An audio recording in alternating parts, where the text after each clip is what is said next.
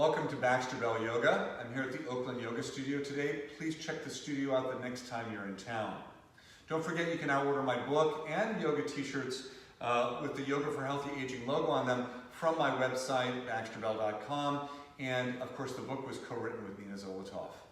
Today I'm excited to share with you an alternative to the plank position or the high plank position where the arms are straight, and this is especially helpful for those that have some wrist issues where bearing weight in the hands is not so easy to do. The challenge, however, is that you're going to be on your forearms, which actually requires a little more work in the core to maintain good alignment. So you'll want to ease into this. You could even practice this with your forearms on a chair near a wall as an intermediate stage, and perhaps in future videos I'll give you some alternatives to the full variations of these poses, high plank and forearm plank, so that you can kind of build integrity towards the full posture. But today we're going to go ahead and try the full forearm plank. In order to do that, you'll need your sticky mat. Some people will want a blanket for their knees, so grab that if you need it. But without further ado, let's go ahead and take a look at that. So to come into position, it's a little trickier than regular plank because you can easily come into regular plank from downward dog. So what I like to do here is I like to have myself set up as if I was coming into down dog with my hands out in front of me. I'm going to swing a little forward and put my elbows down where my wrists were. And then bring the fingers, palms together, interlace the fingers, and bring your shoulders directly over your elbows. So you want to make sure the elbows aren't any wider apart or narrower than your shoulders. And then turn your toes under and go ahead and lift your knees up off the floor. So I sense my butt's a little high, so I'm going to lower my hips a little bit. I can look underneath my body to get a sense of that. I want to press the whole forearm down.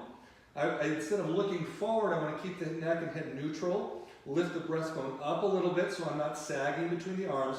And then pretend there's a block between the inner thighs to squeeze to engage a little more leg work and belly work to help you stay in position.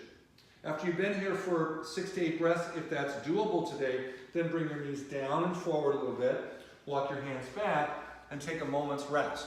So the weight's on the forearms, so if the skin in that area is sensitive, you might need to put an extra fold of sticky mat underneath your mat to make that a little easier, okay?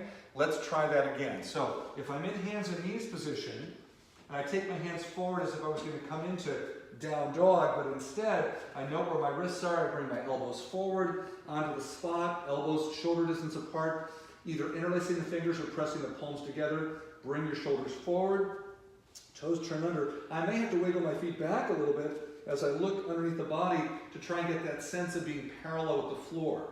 Firm the legs, lift the breastbone, press the forearm evenly down from elbow to hand. Now obviously I'm talking, which means I'm breathing, and as you work this you want to make sure you're breathing nicely.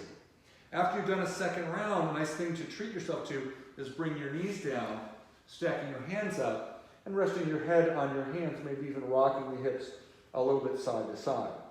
And then to come up and out, just press back up to sitting and take a moment. You might even rub the forearms a little bit just to release any sensitivity that might have come into that area.